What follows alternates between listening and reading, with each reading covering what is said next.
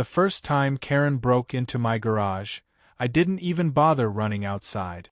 I just sat at my kitchen table, sipping coffee, and watched it unfold on the security feed like a late-night sitcom rerun. There she was, bathrobe flapping, hair wound tight like a crown, clipboard in hand, jiggling my garage handle at 2 in the morning. Most people would have looked insane. But Karen? She looked self-important, like she was hosting a property inspection on primetime television. What she didn't know, what made me lean back and laugh into my coffee, was that my alarm system didn't just shriek when triggered. It automatically called the emergency contact list tied to the HOA's phone tree. And thanks to paperwork Karen herself had filed months ago, that list still had her husband Greg at the top. So when the alarm wailed, the siren echoing down the street like a banshee, Greg's phone lit up on his nightstand. And within 90 seconds I saw him barreling down the sidewalk in slippers, arms pumping, face twisted in panic.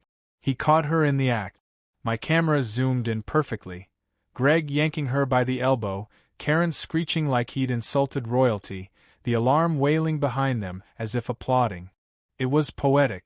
That was the moment I realized I'd inherited more than just a modest ranch-style house when I moved back here. I'd inherited a war. It wasn't supposed to be this way.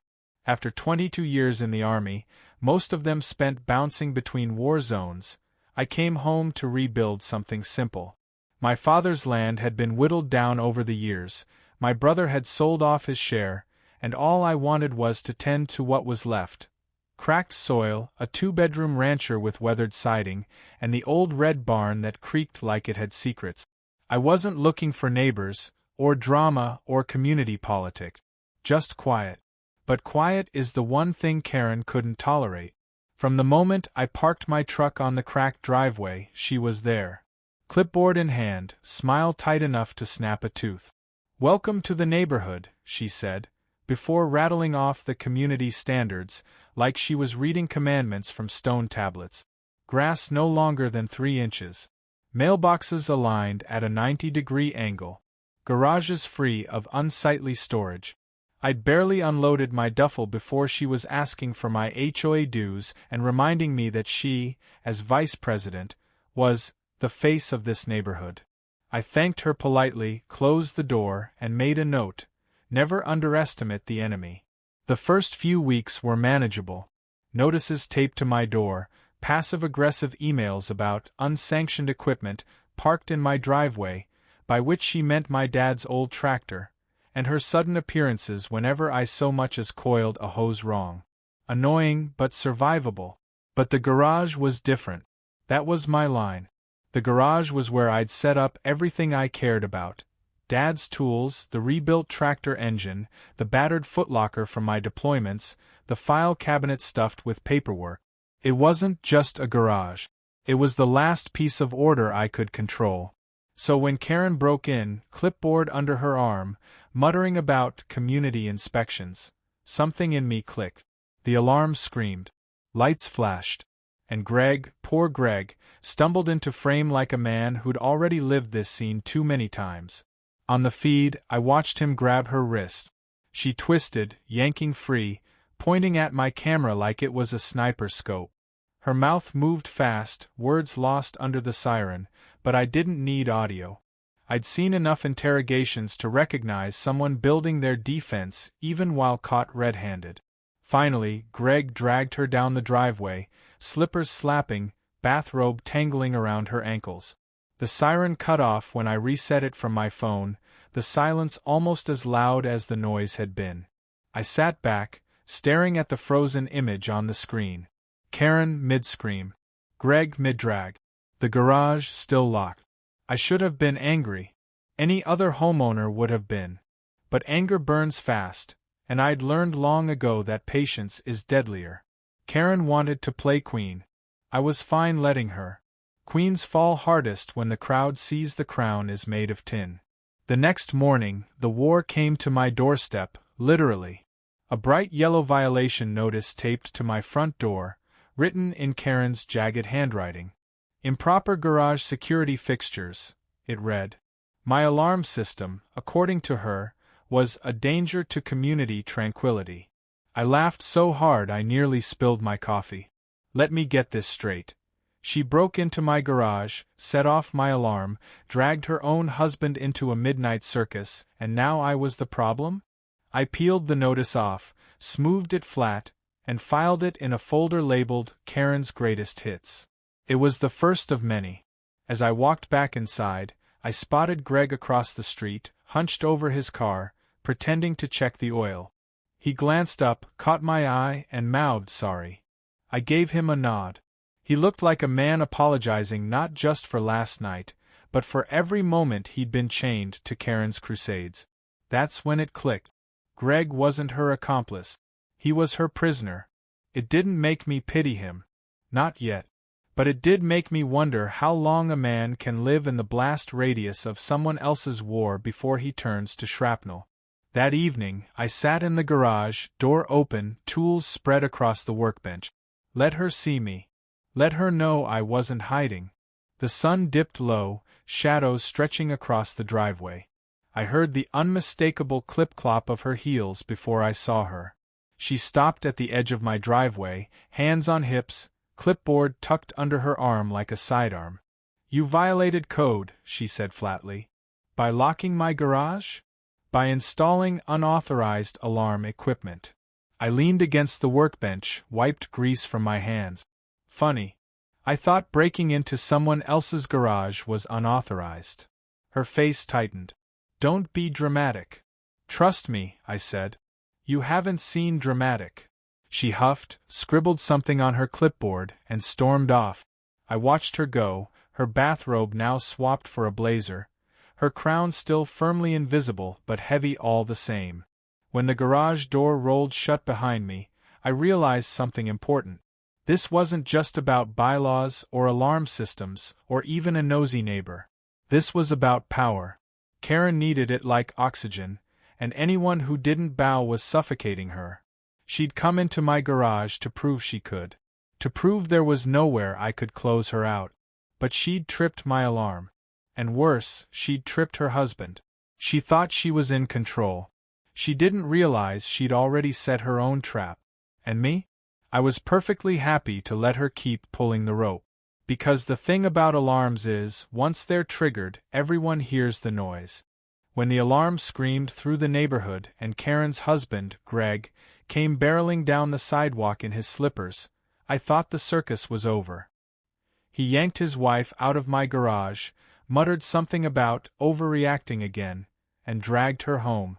But if I've learned anything from my short tenure under the HOA's watchful eye, it's that Karen never retreats.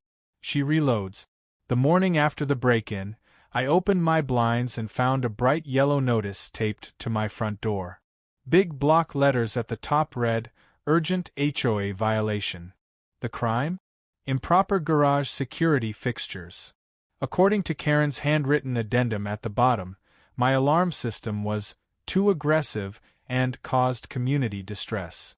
Apparently, a siren wailing because someone trespassed into a private garage was an aesthetic offense on par with leaving Christmas lights up in June. I pulled the notice down, poured myself coffee, and stared at it across the kitchen table. My first instinct was to laugh. My second was to grab a hammer and nail it right back onto her door. Instead, I folded it, slid it into a file labeled Karen's Greatest Hits, and went about my morning. Retaliation had to be earned. I preferred to let her build her own gallows, one forged HOA complaint at a time. By noon, though, the escalation was clear. Karen wasn't satisfied with a notice. She was outside with a clipboard, taking photos of my driveway, my hedges, even the bird feeder hanging from a maple tree. I leaned against the doorframe and waved. She snapped another picture like I'd committed a felony. Greg ambled behind her, looking less like a husband and more like a parole officer forced to babysit. He caught my eye and mouthed sorry. I almost felt bad for him. Almost. That evening, my phone buzzed. Unknown number. Against my better judgment, I answered. A sharp voice barked, "This is the HOA president. We've received multiple complaints about your alarm." It was Karen, of course. She didn't even disguise her voice well. You mean the alarm that only goes off when someone breaks into my garage? I asked. That alarm is disruptive. It nearly gave Mrs. Patterson a heart attack. Mrs. Patterson lives 2 streets over. Sound travels. So does gossip. There was a pause. Then Karen snapped, You will disable that system immediately or face fines. I let silence drag until she demanded, Are you listening? Loud and clear, I said, then hung up. I doubted she'd ever heard anyone hang up on her before. That made it worth it. The following day, my retaliation plan began in earnest, though quietly. I called my alarm company and had them tweak the system. Now, whenever the alarm tripped, it not only blared sirens but also triggered a phone call to all listed emergency contacts. That included me, of course. But also, thanks to Karen's handiwork with the HOA's phone tree, Greg's number was still registered under Neighborhood Emergency Contact. Every time Karen tested my patience, she'd inadvertently be summoning her own husband again. I didn't have to wait long. 2 nights later, I was in bed when the alarm shrieked. I checked the camera feed. Karen was in my driveway with a flashlight, peering into my garage windows like a raccoon hunting scrap.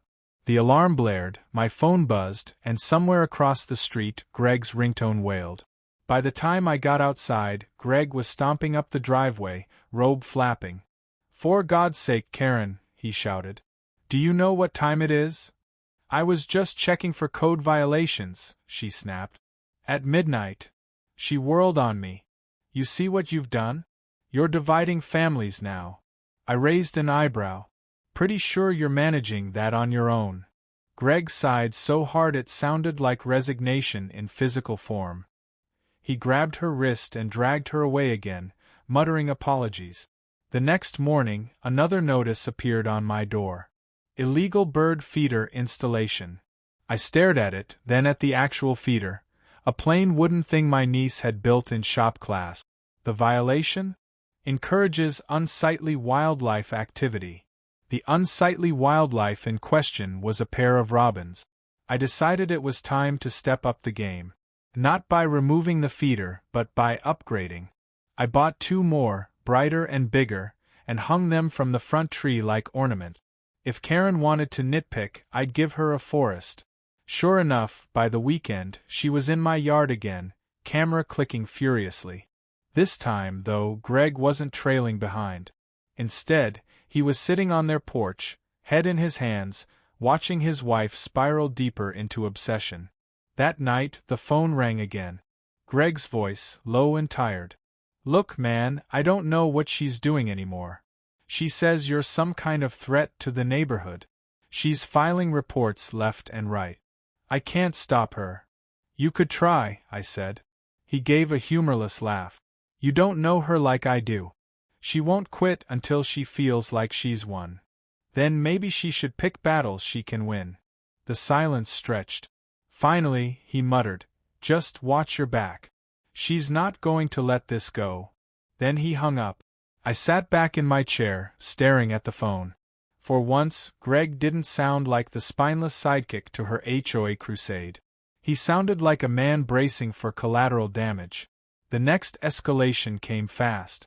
Saturday morning, I woke to hammering. I stepped outside to find Karen on a ladder, hammering a laminated sign onto the utility pole by my driveway. In block letters, Security System Alert, Aggressive Homeowner. Beneath it, a grainy printout of my face from what looked like a doorbell camera still. You can't post that, I shouted. She glared down at me. The community has a right to know who's endangering it. You're trespassing again. HOA jurisdiction overrides private property when community safety is at stake, she declared, pounding another nail. At that moment, Greg appeared, looking like a man walking to his own execution. He grabbed the ladder and yanked it back. Karen screeched, clutching the pole as the sign dangled. That's enough, he barked. You're not dragging me into court again over this nonsense. Karen shrieked about neighbors' rights and neighborhood standards, but Greg ripped the sign down and tossed it in my yard. His hands shook. For the first time, I realized he wasn't just embarrassed, he was scared. That night, my cameras caught Karen pacing her yard, phone in hand, whispering furiously into it. A plan was brewing, one even Greg wasn't in on. And that's when I realized the real escalation wasn't the notices or the photos or even the midnight inspections. It was Karen herself, unraveling thread by thread, until the only thing left holding her together was the illusion of authority. I closed the laptop, leaned back, and let the thought settle. If she wanted war, I could play the long game. Because the louder she screamed, the easier it would be for the entire neighborhood to finally hear the truth. The morning after the sign fiasco, I walked outside to find 3 cars parked across the street. Not the usual sedans belonging to neighbors, but spotless SUVs lined up like they were staging an intervention. From each emerged a figure in a matching polo shirt embroidered with the HOA logo. It was like a discount SWAT team, minus the competence. Karen led them, clipboard clutched like a scepter. She strode into my yard, chin high, eyes gleaming with the triumph of someone convinced she'd finally cornered her prey. Per HOA Bylaw 47C, she announced, we are here to conduct an unscheduled property inspection. I leaned against my truck and sipped coffee. Funny. Last I checked, this was private property, not a petting zoo. She ignored me and gestured for her entourage to fan out. One began measuring the height of my grass with a tape measure. Another took pictures of my driveway from 6 angles. The third squatted by the bird feeders, scribbling notes like he'd just uncovered a crime scene. I sipped again. Do I get a copy of the inspection report, or is this more of a dramatic reading? Karen whirled on me. You will remain silent while we assess compliance. Not likely. Greg shuffled up behind them, his hair uncombed, shirt half-buttoned. Karen, maybe this isn't the... She cut him off. Greg, document the mailbox. It leans 2 degrees left. He looked at me, then back at her, then pulled out his phone with the resignation of a man who knew resistance was futile. By the time they finished, my lawn looked like it had hosted an amateur archaeological dig. Karen handed me a stack of papers, citations for everything from unsightly garden hose placement to unapproved exterior security devices. I flipped through. 7 violations in one morning. That's ambitious. What's the record? You'll be fined accordingly, she said, her smile thin and victorious. I folded the stack and slid it into my file. Great. Keep them coming. I'm building quite the scrapbook. Her smile faltered. She wasn't used to targets who didn't beg for mercy. That evening, I scanned the fine print on each violation. Most were laughably vague, but one caught my attention. Unauthorized alarm system, HOA board vote pending revocation. That was the real battle. Karen wasn't content to complain. She was maneuvering to ban my security system outright. Fine. If she wanted to weaponize bureaucracy, I could do the same. I pulled up the HOA's own bylaws, which I downloaded after her first notice. Buried in the dense legalese was a gem. Any homeowner could request a hearing before the full board, with mandatory minutes recorded and open attendance for other residents. If Karen wanted a public fight, I'd drag her obsession into the light of day. 2 days later, I filed my request. The board scheduled the hearing for the following Thursday. Word spread fast. By the weekend, neighbors I barely knew were stopping me in the street. Hey, are you the guy fighting Karen about the alarm? One asked, grinning. That'd be me. Good luck. She's been a nightmare for years. Another neighbor, an older man with a cane, muttered, "'Bout time someone stood up to her. She fined me for painting my shed door the wrong shade of beige." I realized something crucial then. Karen thought she represented the HOA. In reality, she'd been terrorizing the community under the guise of authority. My fight wasn't just mine anymore, it was everyone's. The hearing was held in the clubhouse, a beige building with folding chairs and bad fluorescent lighting. Karen sat at the head of the table, flanked by her hand-picked allies. Greg sat a few rows back, looking like he wanted the earth to swallow him. The rest of the room was packed with neighbors, whispering, waiting. Karen banged a gavel like she was presiding over a federal trial. This hearing is called to address homeowner noncompliance with community standard. The homeowner in question has installed an unauthorized alarm system that disrupts neighborhood tranquility. She gestured at me. You may state your defense, though it is futile. I stood. Thanks, Your Honor. I'll keep it brief. My alarm goes off when someone breaks into my garage. Last I checked, preventing crime isn't a violation of community standards. Murmurs rippled through the crowd. Karen slammed the gavel. Irrelevant. The issue is the disruptive noise. Disruptive to who? I asked. Because as far as I can tell, the only person triggering it is you. The room chuckled. Even a few board members smiled before quickly hiding it. Karen's face flushed. That is not the point. Actually, it is. You've cited me for feeding birds, for how my hose is coiled, for the angle of my mailbox. But the real issue here is that you don't like being reminded you don't control everything. Gasp. Whispers. Greg sank lower in his chair. Karen tried to regain control, flipping through her papers. The system is unapproved. It must be removed. I pulled out the bylaws. Funny thing, page 73, subsection G. Homeowners may install private security systems provided they do not interfere with communal infrastructure. My system isn't tied to anything but my property, which means it's perfectly legal. I handed copies to the board. One member adjusted his glasses, reading aloud. Karen's eyes widened as her power slipped like sand through her fingers. The board conferred in hushed tones, then the president, not Karen, but a man named Feldman I'd barely seen before, cleared his throat. The board finds no violation. The homeowner may keep his alarm. Applause erupted. Some neighbors even cheered. Karen pounded the gavel so hard it cracked. This is outrageous, she shrieked. You're all blind to the danger he poses. Feldman frowned. That's enough, Karen. This matter is closed. But Karen wasn't done. She spun on me, eyes blazing.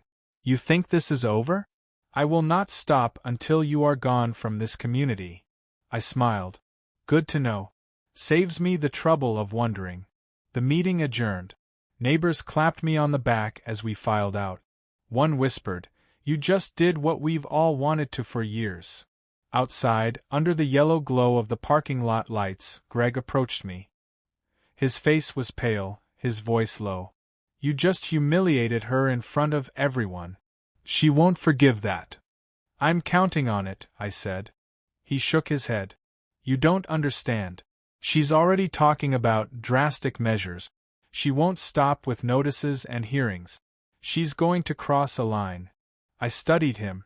For once, he didn't look beaten down. He looked scared. Not for himself, for me. Then maybe it's time she learns what happens when she does, I said. He hesitated, then muttered, I'll try to keep her from doing something stupid. But you'd better be ready. That night, as I reviewed the footage from my security cameras, I saw Karen pacing her driveway again, phone pressed to her ear, her gestures sharp and erratic. She was plotting something new, something bigger. And for the first time, I wondered if even Greg could stop her this time. The night after the HOA hearing, the neighborhood felt different. For once, people weren't avoiding eye contact or whispering behind blinds. They waved when I walked the dog. Some even smiled. It was subtle, but I could tell the balance had shifted. Karen had ruled by intimidation for so long that most people forgot she only had power if they handed it to her. But after I'd thrown her theatrics back in her face in front of the entire board, her grip loosened. Of course, loosening wasn't the same as broken. Karen's entire identity was built on being the queen of the cul-de-sac. Public humiliation wasn't something she could swallow. And when people like Karen feel control slipping, they don't retreat. They double down. It started small. The next morning, I found eggs smashed across my truck windshield. The cameras caught the thrower in full detail. Karen herself, skulking in her robe, hurling eggs like she was back in high school. I didn't even bother confronting her. I printed still shots, slid them into my file, and cleaned the glass. 2 days later, the sprinklers mysteriously shut off. I checked the irrigation control box. The lock had been snapped clean, wires clipped. Again, the camera showed Karen, crouching with garden shears in the middle of the night, hair wild, eyes darting like she was committing espionage instead of petty vandalism. I could have called the cops. I didn't. Not yet. Because every move she made was another rope of her own noose, and I wanted the neighborhood to see her tie the knot herself. But Karen wasn't satisfied with sabotage. No, she had to escalate, and she did it in the way entitled people always do, by trying to bend authority to her will. Thursday afternoon, I was in the garage replacing the irrigation lock when a knock rattled the front door. I opened it to find 2 uniformed police officers standing on the porch. One was older, stone-faced. The other was younger, clearly uncomfortable. "Sir," the older one said, "we received a report of stolen property being stored in this residence." I blinked. Stolen property? Specifically, power tools and construction equipment reported missing from multiple homes in this subdivision. Behind them, across the street, Karen stood with her arms crossed, a smug smile plastered across her face. I almost laughed. Instead, I stepped aside. "By all means. Come take a look." The younger officer hesitated. "You're giving us permission to search?" "Absolutely. You won't find anything that doesn't belong here." We walked through the garage, the shed, the backyard. The officers checked shelves, bins, even the trunk of my truck. Nothing. Because, of course, there was nothing. Finally, the younger cop muttered, "It's clean." The older officer turned to Karen, who had followed at a distance like a director waiting for applause. "Ma'am, there's nothing here." Her smile faltered. "You're not looking hard enough. He hides things. He has alarms to cover his tracks." The officer's jaw tightened. "False reports are a serious offense, ma'am. This is the second time this month you've dragged us here over nothing." Karen sputtered, her eyes darting between them and me. "You're all blind. He's dangerous." The older cop sighed. "We'll be filing a report. Next time, you'd better have actual evidence." They left. Karen stood frozen, fury radiating off her in wave. I gave her a little wave. "Thanks for the house checkup. Saved me calling pest control." Her face turned crimson. She stormed back inside without a word. I thought that would be the end of it, at least for a while. But I underestimated just how badly she needed to win. 2 nights later, the alarm blared again. I pulled up the camera feed, expecting to see Karen prowling around with her flashlight. What I saw instead froze me. 2 men in contractor uniforms were inside my garage, rummaging through toolboxes.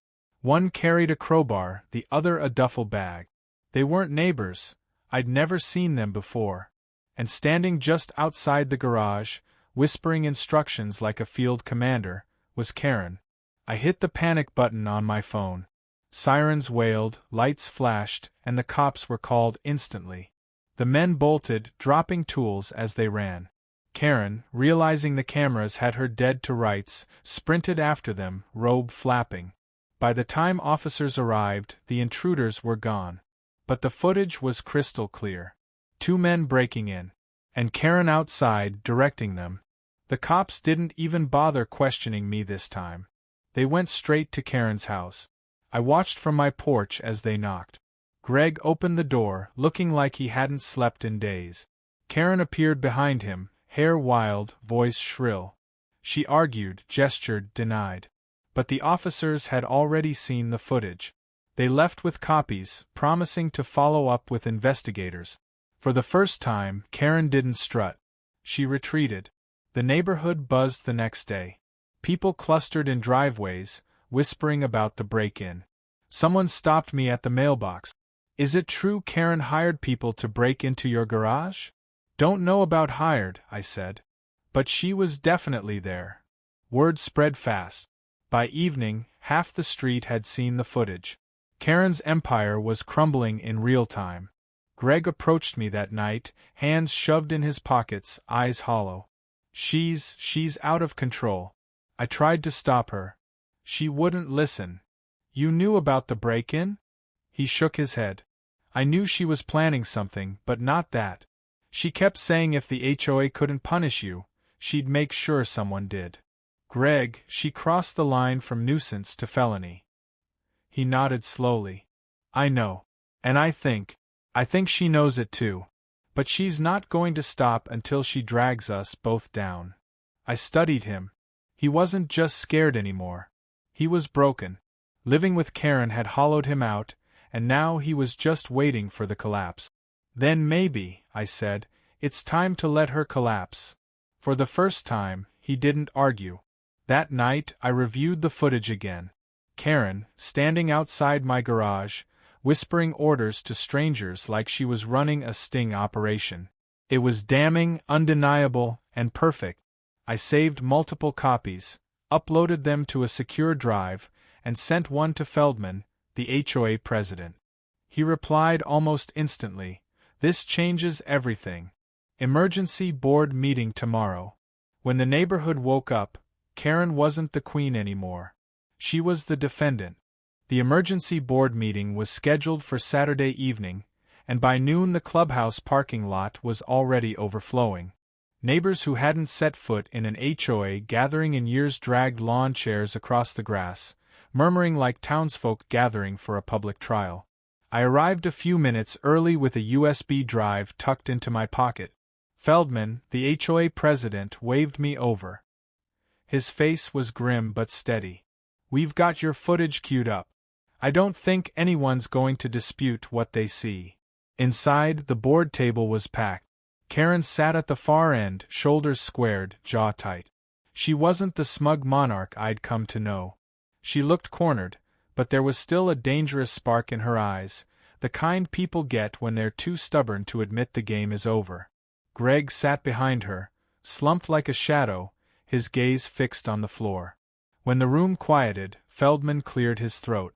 "This emergency session is to address serious allegations regarding board member Karen Collins.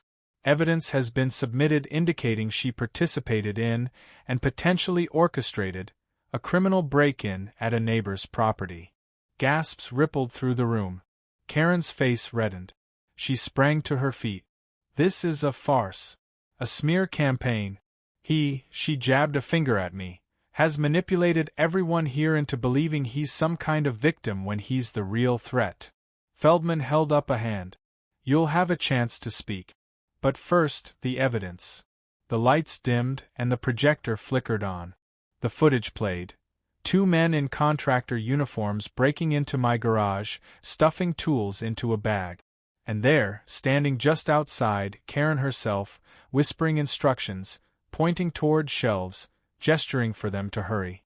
Her voice was faint but audible. "Check the boxes, he hides things there." The room erupted. Some neighbors gasped. Others muttered curses. Someone in the back whispered loudly, "Unbelievable." Karen leapt up again. "That's doctored. He fabricated that footage to frame me." I stood slowly. I gave the original files to the police and to Feldman here. 3 separate copies, each directly from the system. You're welcome to have them analyzed, but unless you think I hired actors who look exactly like you, your robe, and your slippers, the evidence is pretty clear. Laughter rippled through the crowd. Karen's face twisted, caught between rage and panic. Feldman's voice was firm. "Given this evidence, the board will vote on immediate removal of Karen Collins from her position and referral of this matter to law enforcement." Karen slammed her fists on the table. "You can't do this. I am the HOA. Without me, this neighborhood will fall apart." From the back, Mrs. Patterson, the same woman Karen once claimed nearly had a heart attack from my alarm, stood shakily. "No, Karen. Without you, maybe we'll finally have peace." Applause broke out. Not loud at first, but it grew, spreading across the room until nearly everyone was clapping. Except Greg, who just buried his face in his hands. Feldman banged the gavel. "All in favor of removal?" Every hand around the board table shot up. Motion carried. Karen spun to the crowd, eyes wild. "You'll regret this. You'll all regret turning on me." Two officers standing at the back stepped forward. "Ma'am, we need you to come with us to answer some questions." Her mouth opened, but no words came out. She looked at Greg, but he didn't move. For the first time, she had no one left to command. The officers escorted her out. The room buzzed like a hive freed of its queen. But victory wasn't as sweet as I expected. Because as the crowd dispersed, Greg approached me, his face pale. "You think it's over," he said quietly. "She's on her way to the station. Pretty sure that's what over looks like." He shook his head. "You don't know her. She'll twist this. She'll find some way to make herself the victim." I frowned. "Greg, she was caught on camera directing a break-in." He looked up, eyes hollow. "She'll say I forced her. That I planned it. She's already rehearsing it in her head. And people will believe her, because they always have." I studied him. This wasn't paranoia. This was a man who had lived in her shadow for too long, who knew exactly how far she'd go to keep control. And sure enough, the next day, the fallout began. Local news vans parked at the entrance of the subdivision. Reporters swarmed the sidewalks, shoving microphones at anyone willing to talk. Karen, released pending investigation, stood on her lawn with perfectly styled hair and crocodile tears, telling anyone who would listen that she was a victim of a smear campaign orchestrated by a vindictive neighbor and a controlling husband. She pointed at Greg during one interview. "He pressured me into everything. He's been abusive for years." I was scared to say no.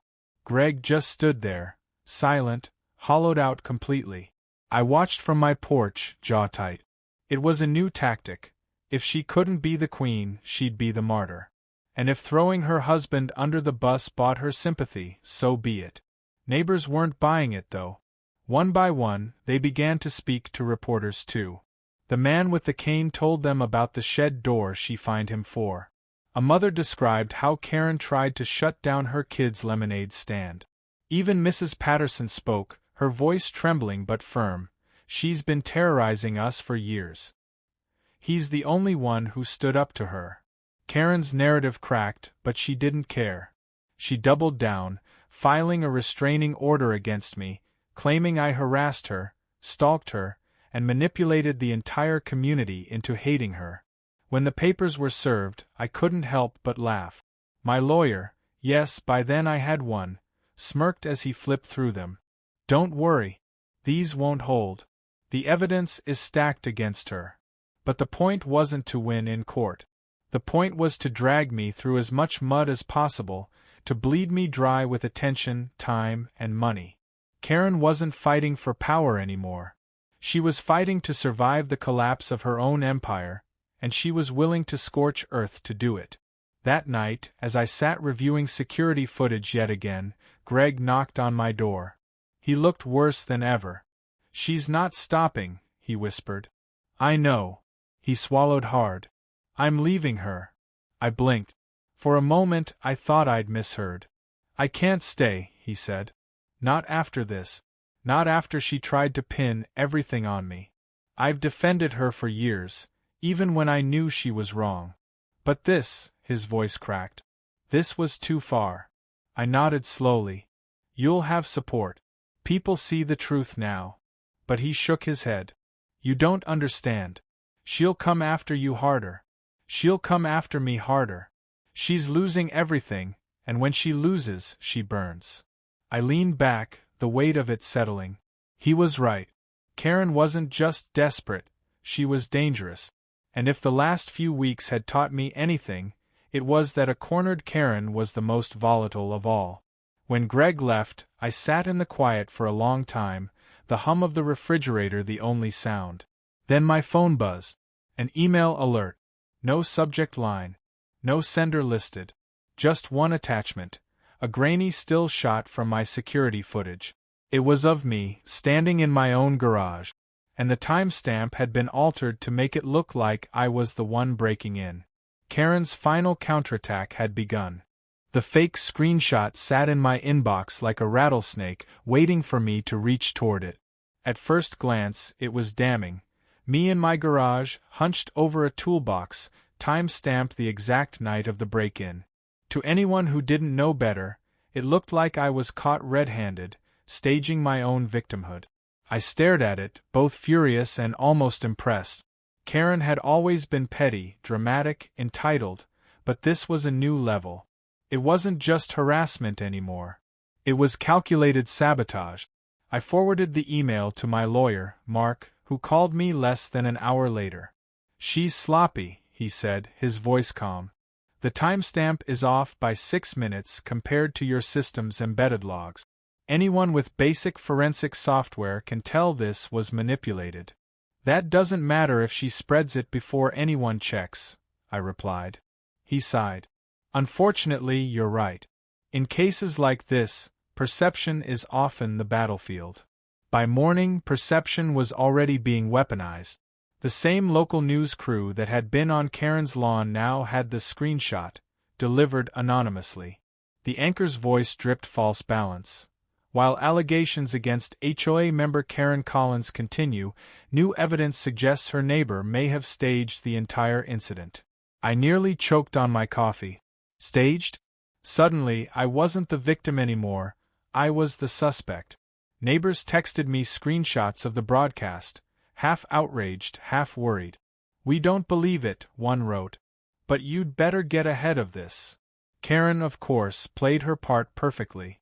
She stood on her porch giving tearful interviews. "I never wanted any of this. I just wanted a safe neighborhood. But he's been manipulating everyone, twisting everything." I was framed. The crocodile tears, the quiver in her voice, it was performance art, and she'd been rehearsing her whole life. But the cracks were showing.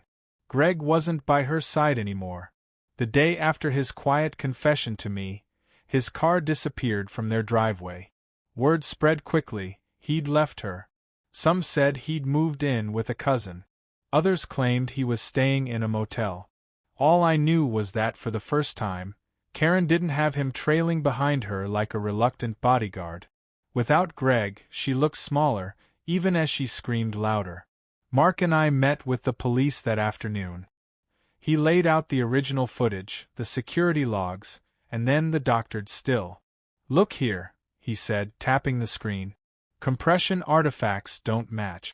The lighting is inconsistent. And the timestamp code? Sloppy overlay job." The detective nodded, his face hard. "We'll add this to the case file. If she submitted this as evidence, that's tampering. Felony tampering." I leaned forward. "But meanwhile, she's convincing half the neighborhood I'm staging crimes." The detective met my eyes. "Then we counter with facts. Let her keep digging. The deeper she goes, the harder the fall." It was good advice, but easier said than done. That night, flyers appeared on doorstep. Grainy black and white copies of the doctored still, captioned, "The real criminal among U.S." I collected a stack and laughed bitterly.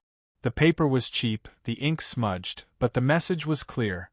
Karen wasn't content to fight in court or on TV. She was waging war house by house. Neighbors began knocking on my door, some with the flyers in hand. Most were supportive. "We know it's garbage," one man said. "She's desperate." But others were hesitant. "Look, I'm sure you didn't do it, but you understand why people are talking, right?" That was Karen's genius. Not proving her case, but sowing just enough doubt to stain mine. I decided to fight fire with fire. The next day, I hosted an open garage night. Not a party, not a gathering, just me, doors wide open, lights blazing, neighbors welcome to walk through and see for themselves. People trickled in, curious. They peeked at shelves stacked with neatly labeled bins, toolboxes locked, cameras blinking from the corners. Nothing secret, nothing suspicious. Just a garage like any other. "This is it?" one neighbor asked. "This is it," I said. "No hidden loot, no stage set. Just a garage that Karen can't keep her nose out of." By the end of the evening, half the street had walked through. Some stayed for beers. Word spread fast. Transparency was the antidote to Karen's poison. But she wasn't finished. 2 nights later, the alarm shrieked again. I checked the feed, expecting another midnight stunt. What I saw instead stopped me cold. Karen was back, but this time, she wasn't alone. She had a camcorder on a tripod, pointed straight at my garage, red recording light blinking. She paced in front of it, muttering rehearsed lines, then crouched by the door, tugging at the handle. She was staging her own break-in. I grabbed my phone, called the cops, and kept the cameras rolling. By the time officers arrived, she was on the ground, shrieking that I had attacked her, that I'd tried to drag her into the garage against her will. Her performance was unhinged, dramatic, and utterly false. But this time, the cops didn't just have my word. They had her camcorder, still recording, still showing her setting up the scene like a one-woman theater troupe. They had my security footage from multiple angles, and they had her screaming contradictions when questioned. They cuffed her on the spot. The neighborhood poured out into the street, pajamas and slippers, watching as Karen was led away, kicking and shouting about conspiracies. Someone clapped. Someone else muttered, "Finally." Greg wasn't there. He never came out. As the squad car pulled away, Feldman approached me, shaking his head. "I think that's the end of her." I wasn't so sure. Karen had a way of wriggling out of traps, of spinning loss into victimhood. But as I stood there, the red and blue lights fading down the street, I realized something important. She wasn't just losing a fight with me. She was losing herself. By the next morning, the neighborhood group chat was buzzing with videos of Karen's arrest. The footage spread faster than her flyers ever had. This time, she wasn't the queen or the martyr. She was the punchline. But I couldn't shake Greg's warning. She burns when she loses. And if I'd learned anything, it was that Karen wasn't done burning yet. The morning after Karen's arrest, the neighborhood felt lighter, like a storm had finally broken and the air was safe to breathe again. Kids rode bikes without parents glaring out from behind curtains. A group of retirees set up lawn chairs at the end of the cul-de-sac, sipping coffee in peace. For the first time since I moved in, the place felt like a community instead of a kingdom under siege. But I knew better than to believe it was over. Karen was too slippery, too practiced at victimhood, to simply vanish with a single arrest. And sure enough, by Monday she was back. Released on bail, hair perfectly styled again, clutching a folder thick with papers as she marched up her driveway. The neighbors froze. Some muttered. One man whispered, "She's back already?" Karen ignored everyone, stormed straight into her house, and slammed the door. By evening, flyers were taped to mailboxes again. Only this time, they weren't about me. They were about her. Pages and pages of typed testimony, claiming she was the true victim of a neighborhood conspiracy. She accused me of stalking, Feldman of corruption, and even her own husband of abuse. Every ounce of her energy was now devoted to rewriting history. But the thing about history is that it leaves footprint. And Karen's footprints were all over the mess she'd made. My lawyer, Mark, called me that night. The DA's office is moving forward. They're filing charges. Criminal trespass, harassment, filing false police reports, and evidence tampering.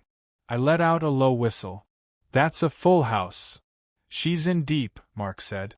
But she's going to fight tooth and nail. Expect her to drag you through more mud before this sticks. He wasn't wrong. Over the next week, Karen filed complaint after complaint. She claimed I hacked her Wi-Fi, poisoned her gardenias, even tried to kidnap her cat. Each was more absurd than the last, and each was dismissed just as quickly. But every dismissal chipped away at her credibility, and neighbors who once tolerated her now laughed openly. The real breaking point came when Greg reappeared. It was a Tuesday evening, the sun sinking low, when I spotted him walking up the street. He looked different, cleaner somehow, like shedding Karen's orbit had stripped years off him. He stopped at my driveway. "I'm testifying," he said. His voice was steady, but his hands trembled. "I'm done covering for her. Done apologizing. The cops asked me for a statement and I'm giving it. Everything I know. Everything she's done. I studied him for a long moment. You sure? Once you step over that line, there's no going back. He nodded. I crossed that line years ago by staying quiet. This is me finally stepping out. That Friday Greg's testimony hit like a hammer. In sworn statements, he admitted Karen had orchestrated harassment campaigns for years.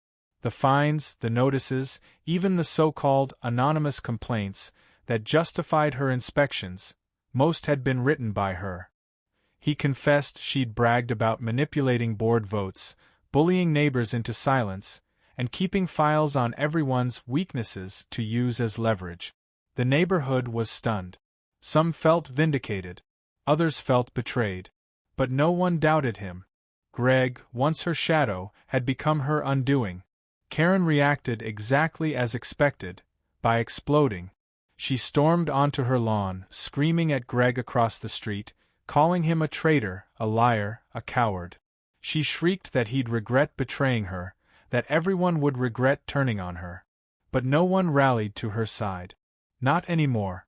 The trial date was set for the following month. In the meantime, Karen tried one last desperate stunt. It was midnight when the alarm blared again. I jolted awake, checked the feed, and froze.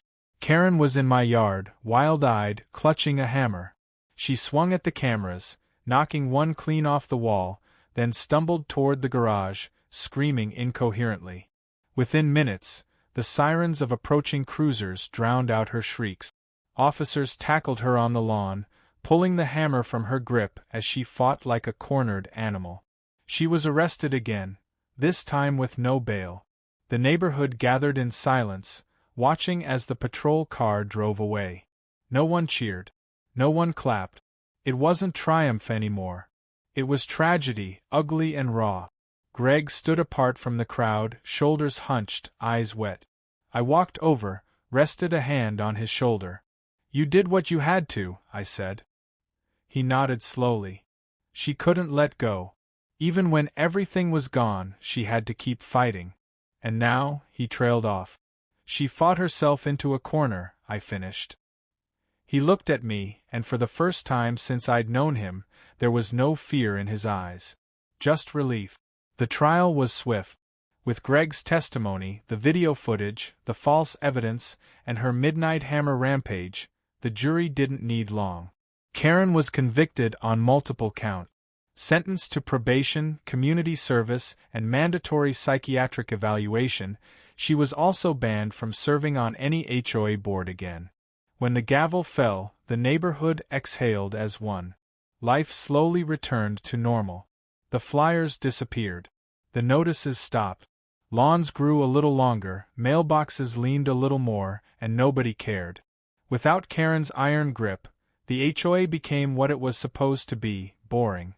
One afternoon, weeks later, I sat on my porch with a beer, watching kids chalk hopscotch onto the sidewalk. Feldman stopped by. "You know," he said, "you might have saved this place." I shook my head. "I didn't save it. Karen destroyed herself. I just made sure everyone saw it happen." He chuckled. "Either way, we owe you." As the sun dipped low, Greg walked past, nodding. He was thinner now, freer somehow, like a man rebuilding from rubble. We exchanged a quiet salute, the kind you give someone who's walked through fire and lived to tell it. That night, as I closed the blinds, I thought about everything Karen had thrown at me. The notices, the sabotage, the false reports, the break-ins, the flyers, even the hammer. Each was meant to wear me down, to prove her dominance. But in the end, every move she made only proved one thing. When you build your power on fear, the moment people stop fearing you, the empire crumbles. Karen wasn't just defeated. She was exposed. And the neighborhood, once divided by her reign, was united by her downfall. I filed away the last notice in Karen's Greatest Hits, slid the folder into a drawer, and closed it for good. For the first time since moving back, the house felt like home. Quiet, steady, mine. And Karen?